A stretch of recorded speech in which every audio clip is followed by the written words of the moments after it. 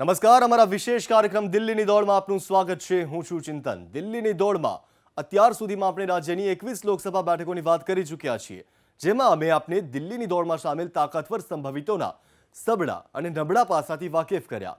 આજે મધ્ય ગુજરાતની 2 અને ઉત્તર ગુજરાતની 1 લોકસભા બેઠક પર ચર્ચાઈ રહેલા સંભવિત નામોની ચર્ચા કરીશું, જેની શરૂઆત ઉત્તર ગુજરાતની મહેસાણા બેઠકથી કરીએ। જી હા, ઉત્તર ગુજરાતની મહેસાણા લોકસભા બેઠક ખૂબ જ મહત્વની લોકસભા બેઠક મનાઈ રહી છે અને આ બેઠક છે ત્યાં મત વિસ્તાર જેનું રાજકારણ આજકાલ ખૂબ જ ચર્ચામાં છે।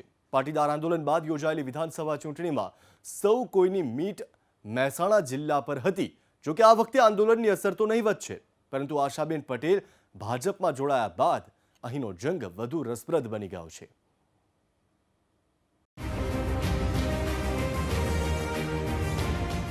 મહેસાણા લોકસભા બેઠક ઉત્તર ગુજરાતની પાટીદાર મતદારોનો પ્રભાવ ધરાવતી આ બેઠક છેલ્લી 2 ટર્મથી ભાજપના કબજામાં છે। વિધાનસભા ચૂંટણીમાં મહેસાણા લોકસભા મતવિસ્તારમાં આવતી 7 વિધાનસભા બેઠકોમાંથી કોંગ્રેસે 3 અને ભાજપે 4 બેઠકો જીતેલી। જોકે થોડા સમય પહેલા જ ઊંઝાના કોંગ્રેસના ધારાસભ્ય આશાબેન પટેલે રાજીનામું આપી ભાજપમાં પ્રવેશ કર્યો। પૂર્વ સાંસદ જીવાભાઈ પહેલેથી જ કેસરી ખેસ ધારણ કરી ચૂક્યા છે। મતવિસ્તારમાં કુલ 16,37,268 મતદારો છે, જેમાં 4 લાખ પાટીદાર, 4 લાખ ઠાકોર, 1.25 લાખ દલિત અને 74,000 જેટલા મુસ્લિમ મતદારો છે। 2014માં શું હતી સ્થિતિ? ભાજપે 2014માં સિટિંગ એમપી જયશ્રીબેન પટેલને વધુ એકવાર તક આપી, તો કોંગ્રેસે પણ 2009માં હાર્યા હોવા છતાં જીવાભાઈ પટેલને વધુ એક મોકો આપ્યો। પરંતુ મોદી લહેરના કારણે જયશ્રીબેન 5,80,250 મત મેળવવામાં સફળ રહ્યા, જ્યારે જીવાભાઈને 3,71,359 મત જ મળતા જયશ્રીબેન પટેલ 2,08,891 મતથી વિજેતા રહ્યા। સાંસદને ફરી ટિકિટ મળવાની સંભાવના કેટલી? જયશ્રીબેન પટેલ હાલ અહીંના સાંસદ છે। પાટીદાર સમાજમાંથી આવતા હોવાથી પાટીદારોનું પ્રભુત્વ ધરાવતી આ બેઠક પર જયશ્રીબેન માટે ટિકિટ મળવાના ચાન્સ છે। પક્ષ એ પણ ધ્યાને રાખશે કે ઠાકોર મતદારોનું પ્રમાણ પણ પાટીદારો જેટલું જ છે। મહિલા નેતા જયશ્રીબેન સ્વચ્છ છબી ધરાવે છે, પરંતુ લોકસંપર્ક ઓછો હોવાના આક્ષેપનો સામનો કરી રહ્યા છે। છેલ્લી 2 ટર્મથી જયશ્રીબેન જીવાભાઈ પટેલ જેવા દિગ્ગજને માત આપતા રહ્યા છે, પરંતુ આ વખતે પક્ષમાંથી તેમની સામે અનેક દાવેદારો નોંધાયા છે। જયશ્રીબેન પટેલ પોતે અને પોતાની સરકારે વિકાસ કર્યો હોવાના દાવા સાથે ફરીથી જીતનો વિશ્વાસ વ્યક્ત કરી રહ્યા છે અને ટિકિટ ફાળવણી પાર્ટી હાઈકમાન્ડ પર છોડી રહ્યા છે। ભારતીય જનતા પાર્ટીમાં પાર્લામેન્ટરી બોર્ડ એ ટિકિટ નક્કી કરતું હોય છે, પણ જ્યારે 2009થી લઈને 2018 સુધી આ વિસ્તારમાં સંસદ સભ્ય તરીકે ભારતીય જનતા પાર્ટીના ઉમેદવાર તરીકે આ વિસ્તારમાંથી ચૂંટાઈને આવી છું અને એ પછી 5 વર્ષ વિપક્ષમાં અને 5 વર્ષ રૂલિંગમાં જ્યારે પ્રધાનમંત્રીશ્રીના નેતૃત્વમાં જ્યારે કામ કરી રહી છું, ત્યારે મને સંતોષ છે કે 2014થી લઈ અને 2018 સુધી જે કામો જે ભૂતકાળમાં 2009થી 14માં નહોતા થયા 13 સુધીમાં, એ કામો આજે માગ્યા પ્રમાણે એ કામો થયા છે। જો પાર્ટી કોઈ રણનીતિના ભાગરૂપે વર્તમાન સાંસદના બદલે અન્ય ઉમેદવારને મેદાનમાં ઉતારવાનું વિચારે તો જે નામો ચર્ચામાં છે તેમાં પ્રદેશ મંત્રી કેસી પટેલ, વિશ્વ ઉમિયા ફાઉન્ડેશનના સંયોજક CK પટેલ અને પૂર્વ સાંસદ જીવાભાઈ પટેલના નામનો સમાવેશ થાય છે।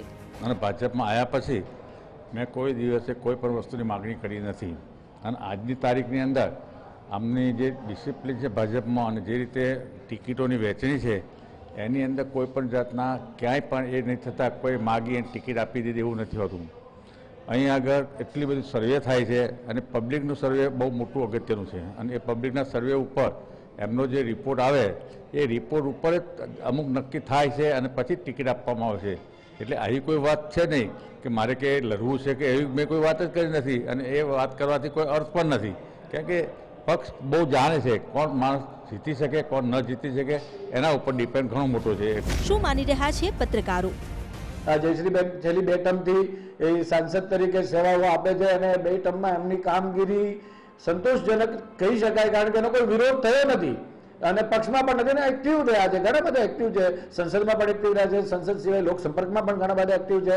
કદાચ 100% એમની પાસેથી જે અપેક્ષાઓ હતી, કેટલાક ઉડીને આંખે વળગે એવા કામો માટે એમની પાસેથી જે અપેક્ષાઓ હતી, જેમ કે ઓએનજીસીના ખેડૂતોના પ્રશ્નો ઉકેલવા જોઈતા હતા, એ હજુ 100% નથી ઉકેલ્યા. રેલવે કોરિડોરનો પ્રશ્ન હજુ પણ લટકી રહ્યો છે. મહેસાણાને કોઈ નવી રેલવે લાઇન મહેસાણાથી સુરતની કે મુંબઈની ડાયરેક્ટ મળવી જોઈતી હતી, એ નથી મળી. આ બધા પ્રશ્નો કદાચ નથી ઉકેલી શક્યા. એ વાત સાચી.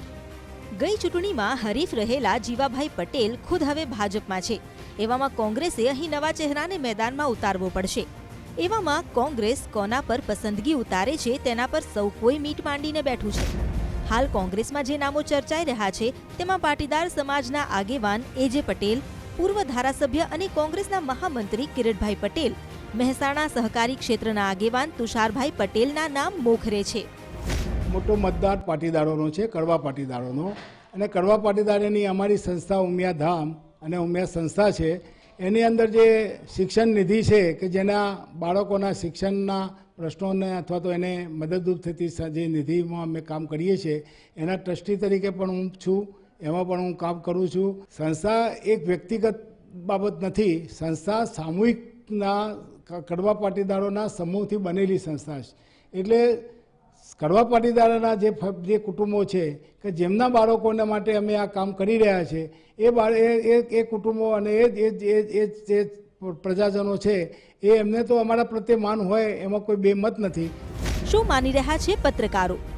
મને અંદરખાનેથી એવું સાંભળવા મળ્યું છે કે મહેસાણાની સીટ કદાચ કોંગ્રેસ બીજા કોઈ સાથી પક્ષ સાથે જો જોડાણ કરશે તો કદાચ એને લડવા માટે આપશે, તો પણ ઉમેદવાર એમાં મુખ્ય મુદ્દો બનશે. જો મજબૂત અને સારો ઉમેદવાર હશે તો મહેસાણાના આટલા બધા ઉન્માદી વાતાવરણ વચ્ચે પણ મહેસાણાના મતદારને આપણે નાદાન ગણી શકીએ એમ નથી. મહેસાણાનો મતદાર બહુ શાણો છે અને સમયને પારખીને મતદાન કરી શકે એવો છે. ભાજપ કે કોંગ્રેસ બેમાંથી કોઈ એવું એમ કહી શકે એમ નથી કે આ સીટ તો અમે જીતેલી છે.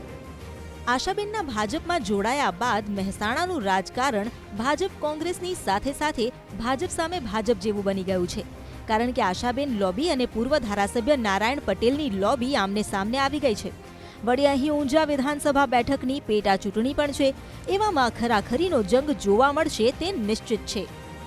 કોઈ પણ વ્યક્તિ જ્યારે કોંગ્રેસ છોડીને કોઈ પણ પાર્ટીની ભારતીય જનતા પાર્ટીમાં આવતી હોય છે તો ચોક્કસ એનો ફાયદો એ પાર્ટીને મળતો હોય છે. પાર્ટીમાં અનેક લોકો, આ મોટો વિશાળ દરિયો છે ભારતીય જનતા પાર્ટી, અને ભારતીય જનતા પાર્ટીના વિચારોને આત્મસાત કરવા માટે, એની સાથે બળ મળે માટે અનેક લોકો એ આવતા ગયા છે અને ચોક્કસ એનો લાભ. મતદારો તો હંમેશા માનસિકતા બનાવીને બેઠા જ હોય અને નક્કી કરેલું જ હોય, અને એમાં હું હોય કે આશાબેન હોય, કોઈ પણ માણસ એકદમ વિચારો બદલી નાખે અને પ્રજા આપણી સાથે આવે એ પણ કોઈ માનવું ભૂલ ભરેલું છે.